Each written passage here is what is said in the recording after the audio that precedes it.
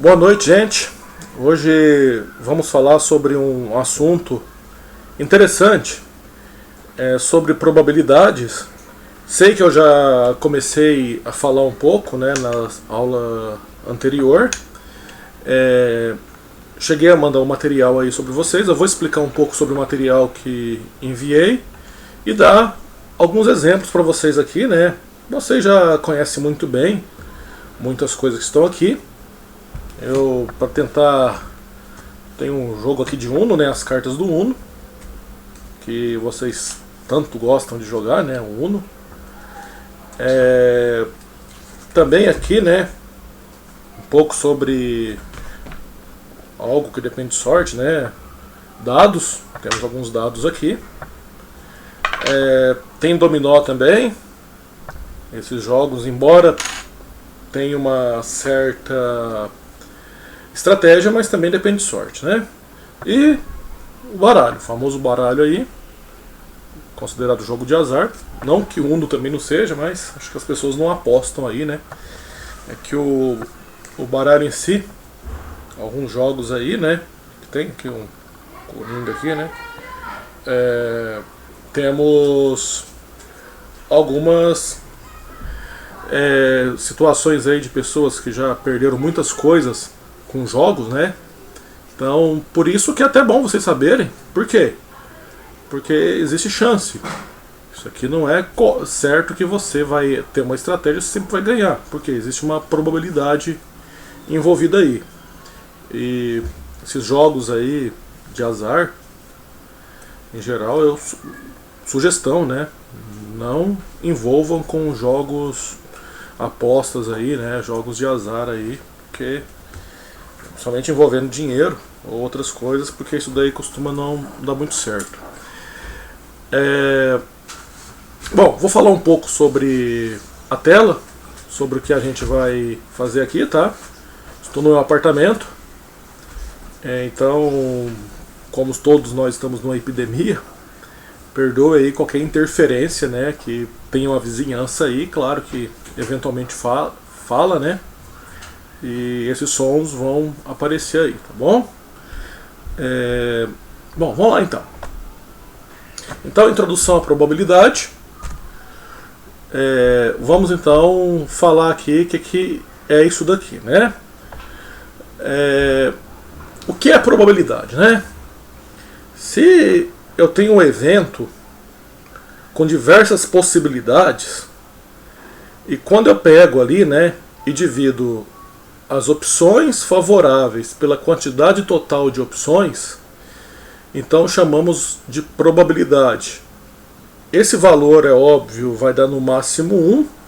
Quando esse valor é 1, significa que o evento vai ocorrer. Necessariamente. É a mesma coisa eu perguntar qual que é a probabilidade de chover hoje, dado que está chovendo, né? É 1, está acontecendo. E você tem algumas probabilidades zero, quando não vai acontecer. Depois a gente tem que tomar um pouco de cuidado com a probabilidade zero, porque às vezes a probabilidade é tão pequena que ela chega praticamente zero, mas ela acontece. Então é um evento impossível, né, que não tem como acontecer mesmo. Mas matemática tem esses detalhes aí, né, no caso da estatística também. Tem a diferença da probabilidade zero e um evento impossível. Um evento impossível, por exemplo, seria eu jogar um dado que vai de 1 a 6 e aparecer o número 8, 9, né, sabendo que ele só vai de 1 a 6. Então é impossível esse evento aí.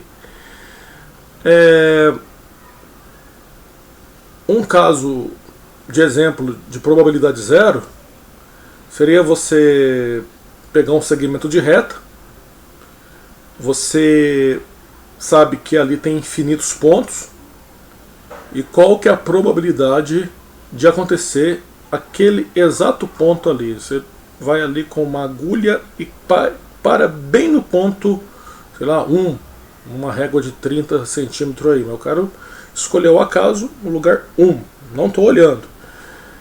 Sabemos que os números racionais são infinitos, Então, quando você faz isso, a divisão de um único elemento com uma quantidade infinita resulta em zero, né? Isso daí algo que espero que vocês estudem lá no cálculo, lá na universidade, que vocês vão lidar com esse tipo de assunto, com estudo de limites. Então, tem uma diferença, então. Já aconteceu um evento impossível, né?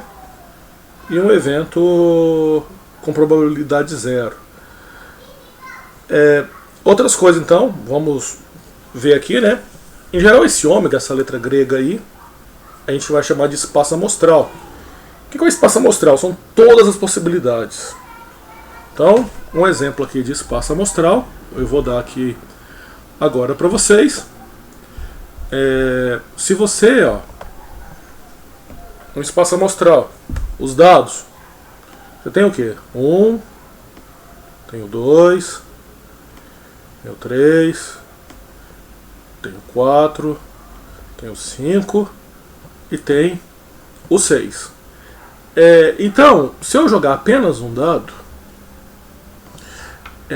eu vou ter o espaço amostral sendo 1, 2, 3, 4, 5, 6. A probabilidade de ocorrer eventualmente um deles, por exemplo o 5, é um sexto. Alguém já deve ter ouvido falar, né?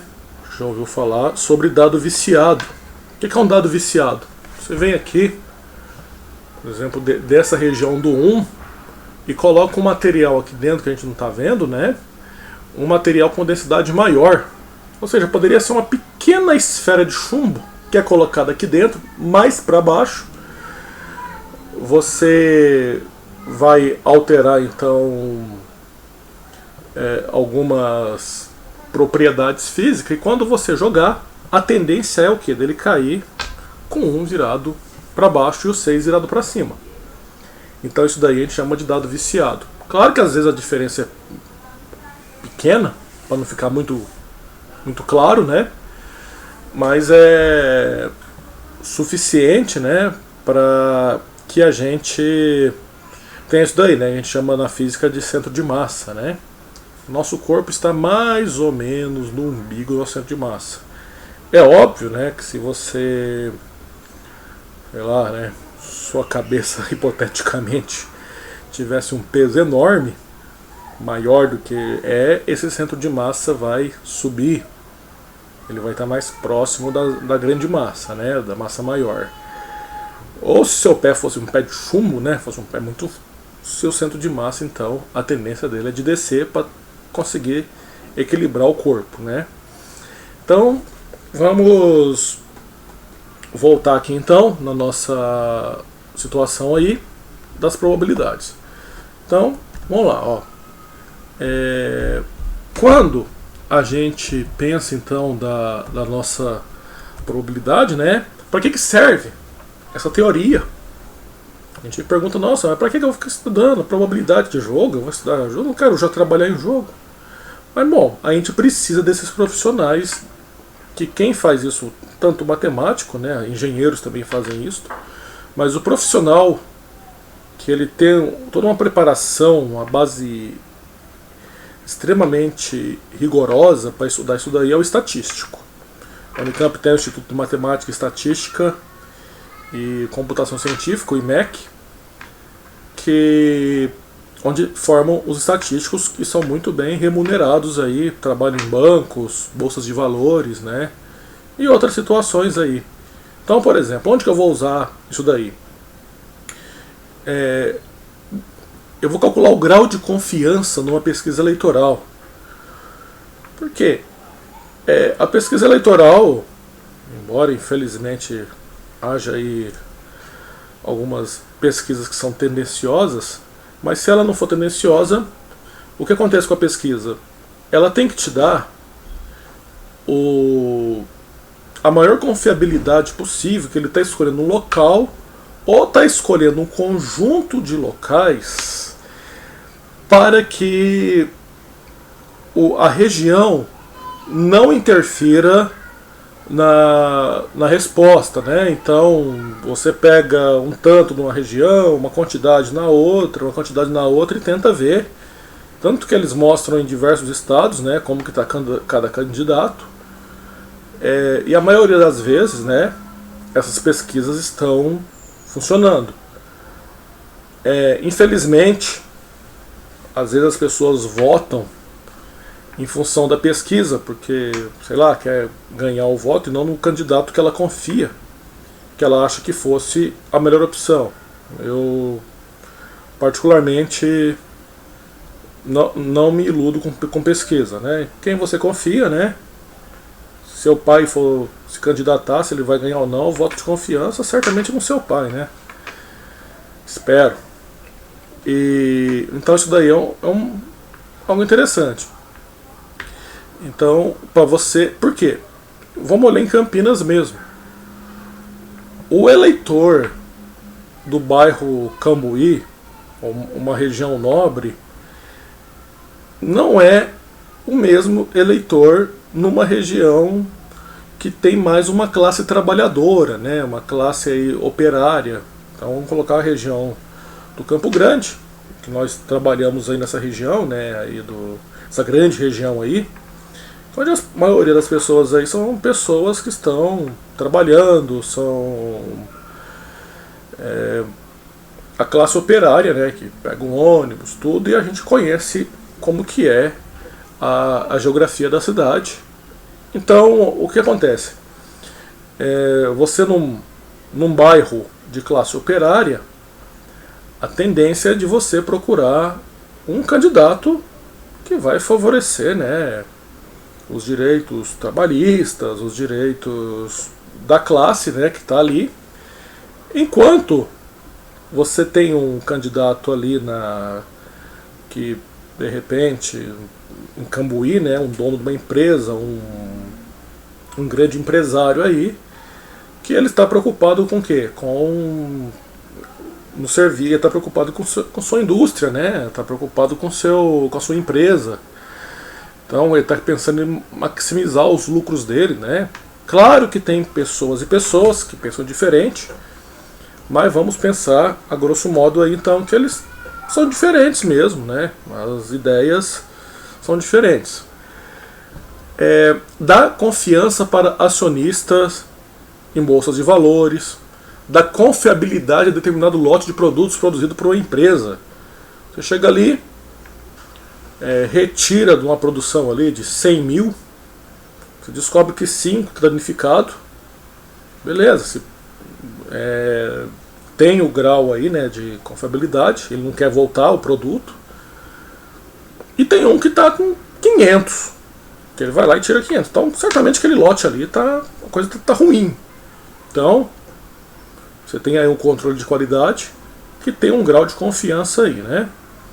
A bolsa de valores é porque depende muito onde está esse país, onde que é a sede, tudo, né? Você tem aí o caso da Petrobras, que as ações elas variam muito, né? Porque quando você tem algum problema com o governo, com alguma instabilidade política, os valores diminuem e ao contrário, os valores aumentam, né?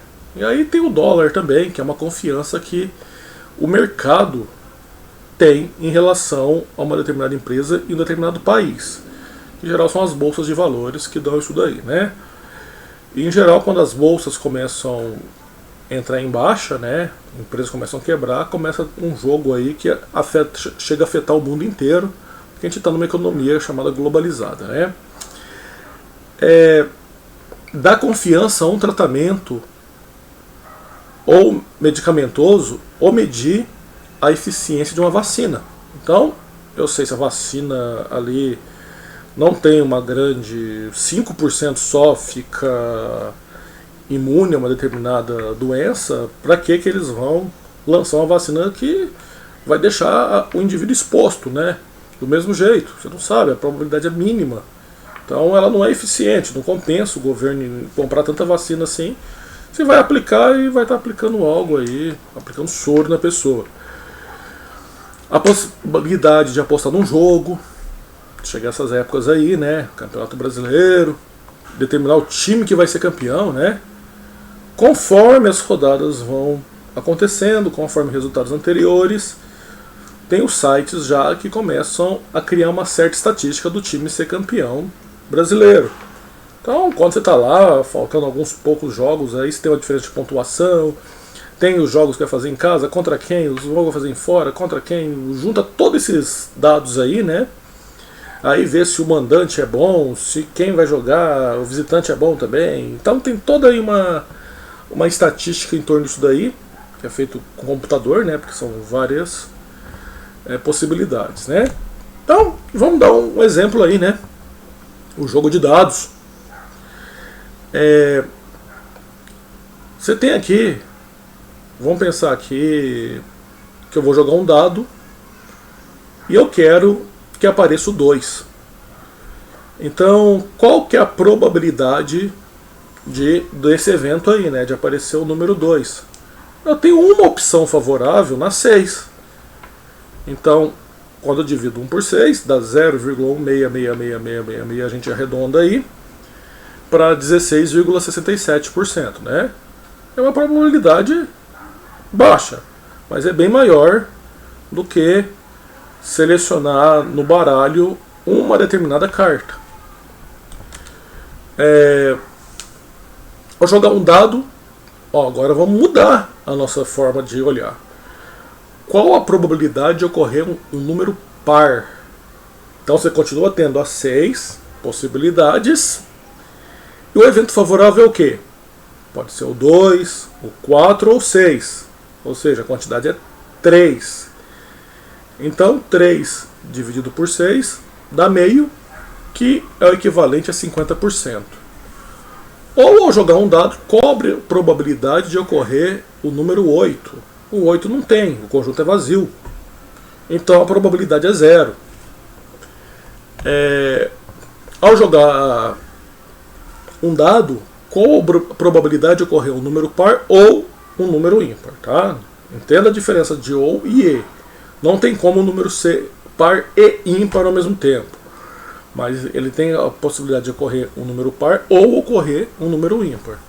Então, dado que o número ele é par ou ele é ímpar, eu cometi um pequeno equívoco ali. Na verdade, o n de e não é 0, é 6, tá? Depois eu vou corrigir o material com vocês.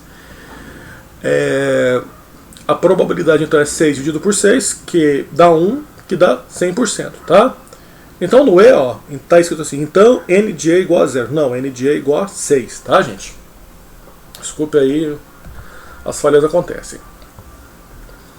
Você vai aí no...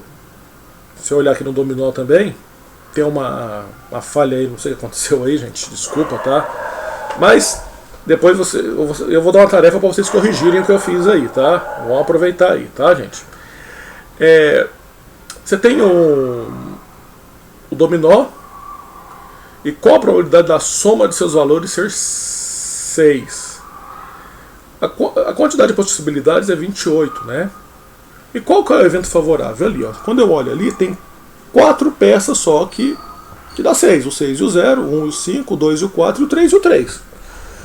O resto não tem como dar 6, dar valores maiores. Então, é 4 dividido por 28, tá? Que dá aproximadamente 17,7 aí,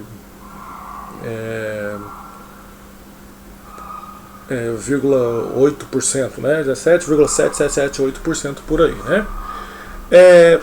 Mas aí então isso aqui vai ser algo pra gente corrigir até, né? Vale de trabalho aí pra gente fazer uma correção disso daí, tá, gente? Agora, o que é interessante aqui, gente, é a questão nossa da doença, né? Do Covid-19.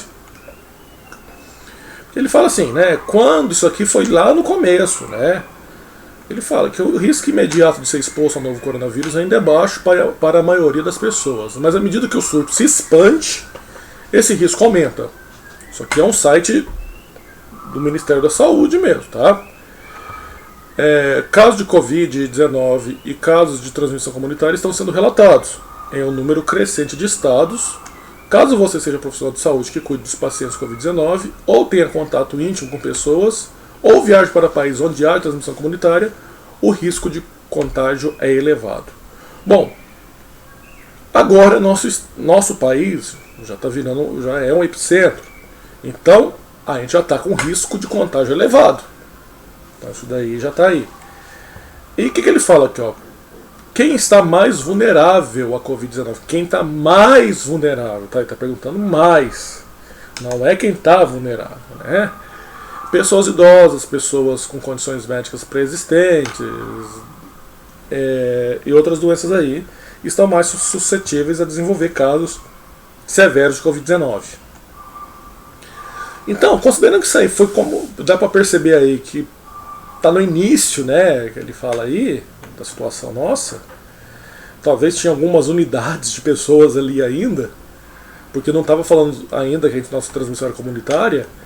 Quantas vezes será que essa probabilidade já aumentou no nosso país? Então, claro que vai depender muito do seu município. Se antes você tinha uma probabilidade em milhões aí, agora já chega a ser 1000 vezes esse valor no município. No Brasil, né, como um todo, já é uma questão de milhões de vezes, né? Então, no estado também, né, uma probabilidade muito alta. Então, cuidado com maior probabilidade, tá? Quem é mais vulnerável e com quem é vulnerável. Cada um de nós pode estar aí com esse risco aí. E já tem relato de pessoas sadias aí, não tinha nada aí, falecendo aí, né? Então, ele fala sobre quantas vezes maior será a probabilidade de ser infectado hoje em relação ao começo. Ele diz ainda sobre maior vulnerabilidade. O que será que significa isso? Isso aí tudo a gente vai trabalhar no nosso questionário depois, tá? Esses itens aqui, 4 e 5, tá justamente como estava lá, né? Então aqui, alguns eventos aí, né? Eleição, jogo de dado, probabilidade de ser campeão. Aqui tem a campanha do Corinthians em 2015, que ele já estava ali, embora tivesse muito próximo ali as diferenças, 51, 48, o que você tinha ali? A probabilidade do Corinthians ser campeão era mais elevada. Mas por que era mais elevada? Porque os times que o Corinthians ia enfrentar eram potencialmente mais fracos do que os times que o Atlético Mineiro iria enfrentar. Então isso daí faz muita diferença. E tem jogos em casa, jogos fora, tem todos esses valores aí. E realmente o Corinthians foi campeão nesse ano. Aí tem as bolsas de valores, as oscilações, né? Ele mostra um gráfico aí, o jogo de baralho, né? Então, eu acho que isso daí, gente, serve pra gente já ter noção do quanto que essa doença pode impactar as pessoas, né? E do quanto que isso ocorre aí. A gente então tem que tomar nossos devidos cuidados aí, tá? Então, eu vou terminar aqui, né? Esse vídeo já está um pouquinho longo, mas são muitas informações mesmo, né? Não coloquei tanto aqui, mas eu acho que são muitas coisas que é mais de reflexão, pra gente refletir sobre as condições que estão aí, tá? Então, acho que serviu, vamos fechar aqui, né? Acho que uma grande situação é evitar se envolver em apostas com jogos, tá? Porque existe um fator chamado probabilidade, principalmente jogos aí que envolvam dinheiro, apostas aí. Dinheiro não é brincadeira, né? Isso daqui é um jogo já mais de brincar mesmo, né? Uma brincadeira aí, dominó, né? Os jogos aí. Então depois eu vou falar mais algumas informações interessantes sobre probabilidade, mas a gente vai ter depois uma tarefinha aí, tá bom, gente? Então, um abraço a todos aí, tá? Fiquem em casa, se cuidem, tá? Um abração. Tchau!